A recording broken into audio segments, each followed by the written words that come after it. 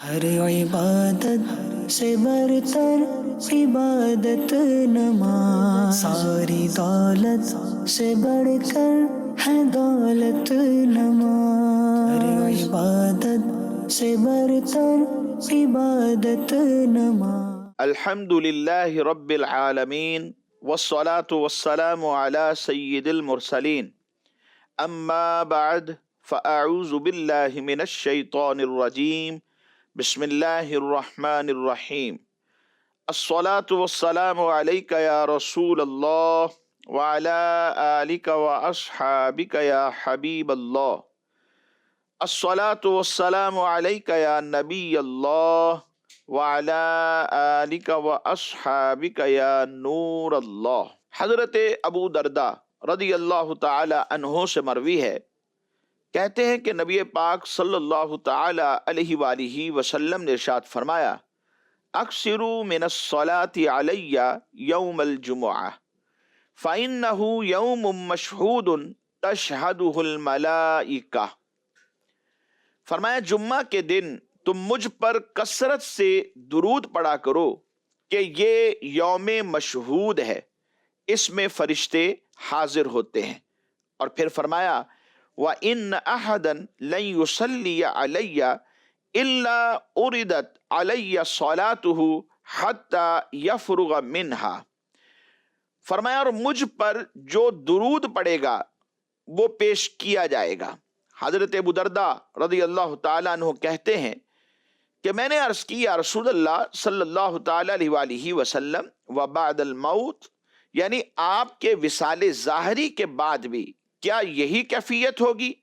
تو آقا دو عالم صلی اللہ علیہ وسلم نے فرمایا ان اللہ حرم علی الارض ان تأکل اجساد الانبیاء فنبی اللہ حی یرزق۔ بے شک اللہ تبارک و تعالی نے زمین پر انبیاء کرام علیہم السلام کے جسموں کو کھانا حرام کر دیا ہے، اور اس کے بعد حضور فرماتے ہیں کہ اللہ کا نبی زندہ ہے اور روزی دیا جاتا ہے۔ صلو علی الحبیب صلی اللہ تعالی علی محمد صلی اللہ علیہ وسلم۔ پیارے اسلامی بھائیوں، مدنی چینل کے ناظرین، ہم آج پھر اپنے سلسلے احکام نماز میں آپ کو خوش آمدید کہتے ہیں۔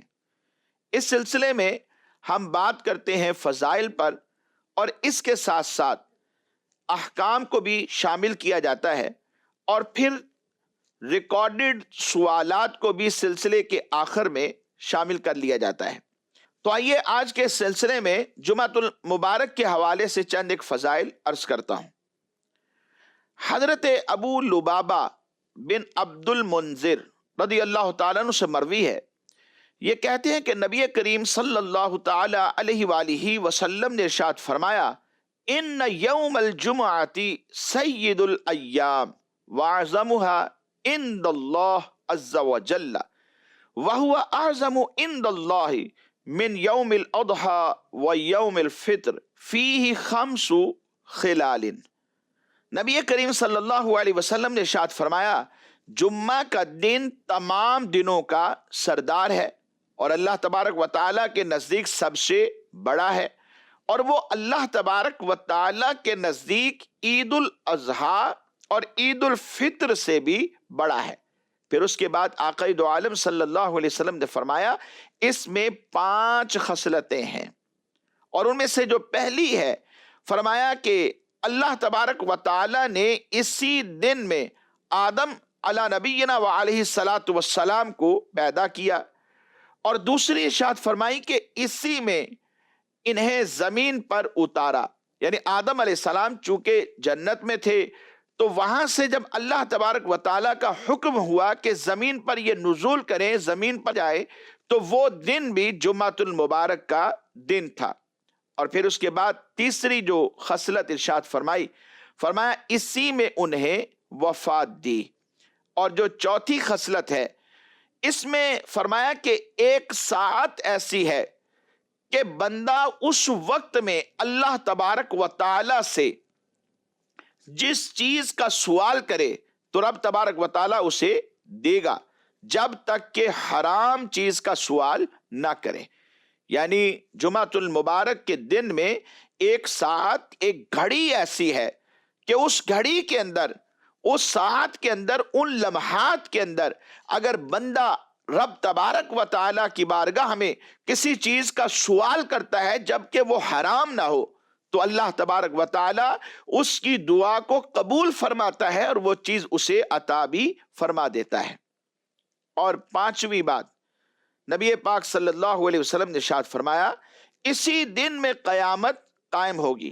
کوئی فرشتہ مقرب، اسی طرح آسمان اور زمین اور ہوا اور پہاڑ اور دریا، ہر کوئی جمعہ کے دن سے ان میں سے کوئی بھی ایسا نہیں کہ جو ڈرتا نہ ہو. جمعہ کے دن ایک ایسا وقت ہے کہ اس میں بندے کی دعا قبول ہوتی ہے. یہ چوتھی خصلت ہے جو نبی پاک صلی اللہ علیہ وسلم نے اس حدیث مبارک میں بیان فرمائی. یہ کون سی ساعت ہے؟ آئیے حدیث مبارکہ میں سماعت فرمائے. نبی کریم صلی اللہ تعالی علیہ وآلہ وسلم نے ارشاد فرمایا جمعہ میں ایک ایسی ساعت ہے کہ مسلمان بندہ اگر اسے پالے اور اس وقت اللہ تبارک و تعالی سے بھلائی کا سوال کرے تو رب تبارک و تعالی اسے عطا فرمائے گا. اور وہ وقت بہت تھوڑا وقت ہوتا ہے. اور یہ کون سا وقت ہے؟ علماء اس میں مختلف ہے، بیشتر احادیث مبارکہ ہیں اور مختلف اوقات کا ذکر اس میں کیا گیا ہے. دو روایتیں جو علماء نے بیان فرمایا کہ یہ قوی روایتیں ہیں، وہ میں آپ کے گوش گزار کرتا ہوں.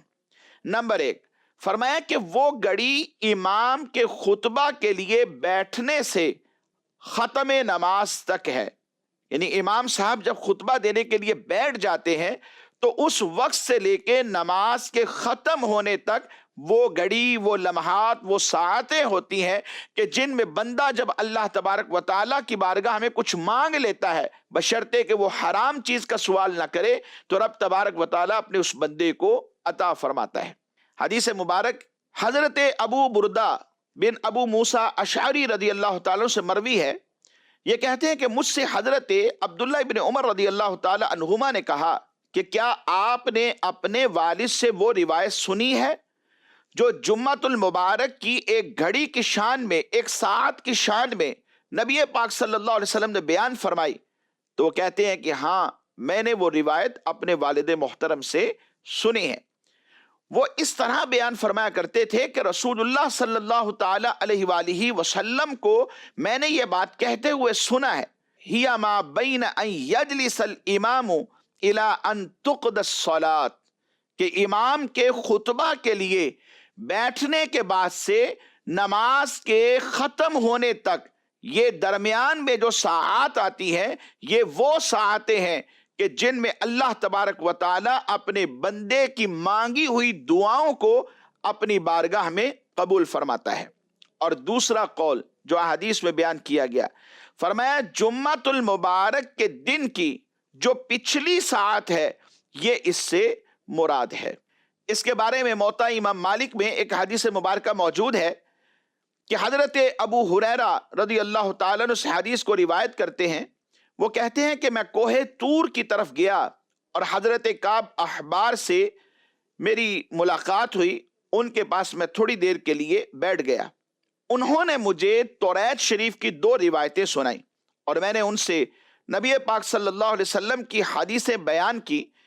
ان میں ایک حدیث یہ بھی تھی کہ نبی پاک صلی اللہ علیہ وسلم نے ارشاد فرمایا بہتر دن کہ آفتاب نے اس پر طلوع کیا وہ جمعۃ المبارک کا دن ہے.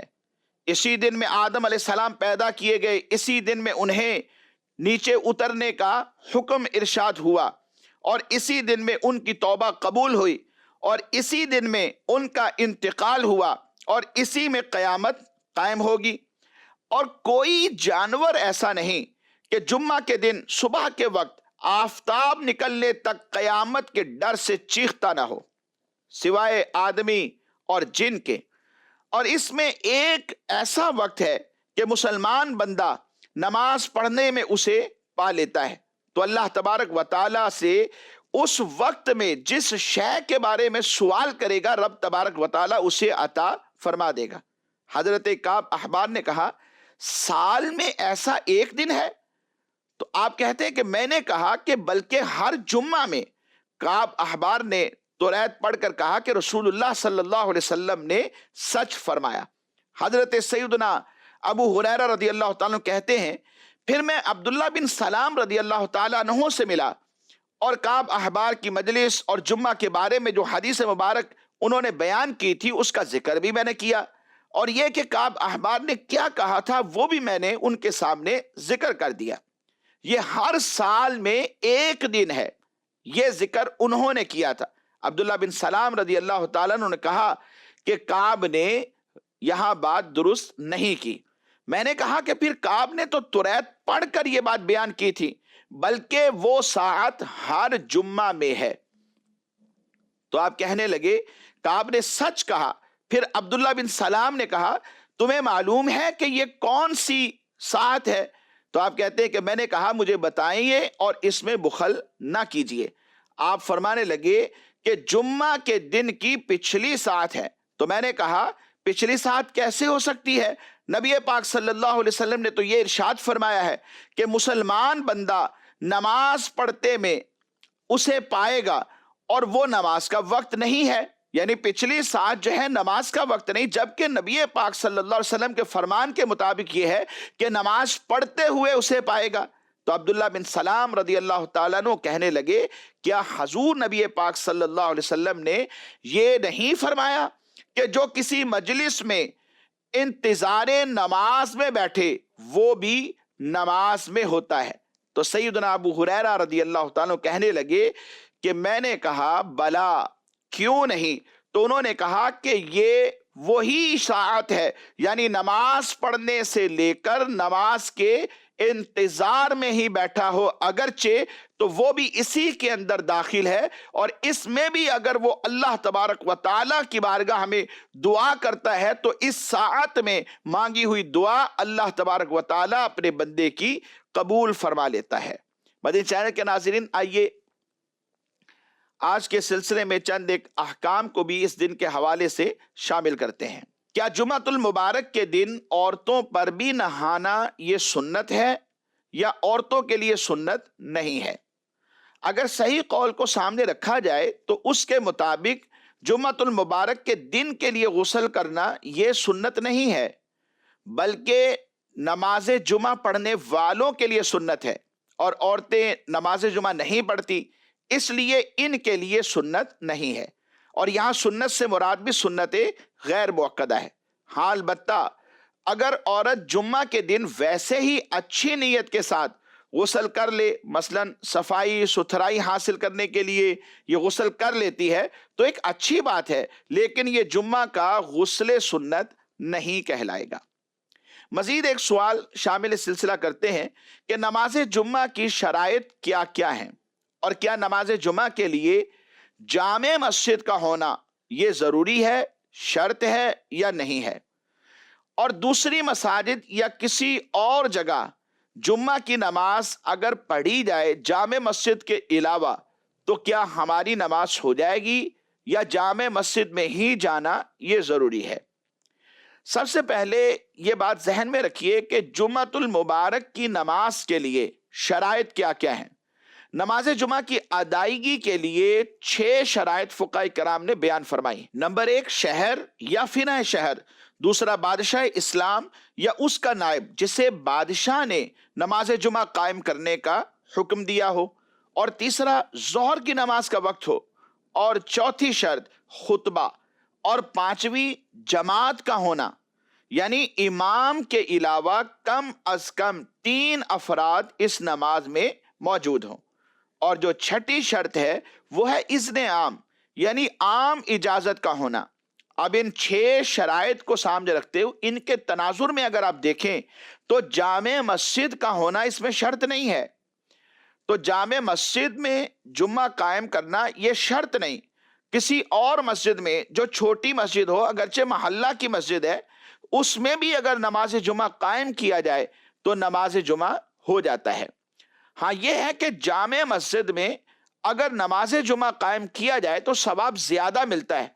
البتہ اگر دوسری مسجد جو جامع مسجد کے علاوہ ہے اس میں جو امام صاحب نماز پڑھاتے ہیں، اگر جامع مسجد کے امام صاحب سے وہ بڑے عالم دین ہیں، زیادہ فضیلت والے ہیں، تو پھر ان کے پیچھے نماز پڑھنا یہ زیادہ ثواب کا باعث ہوگا۔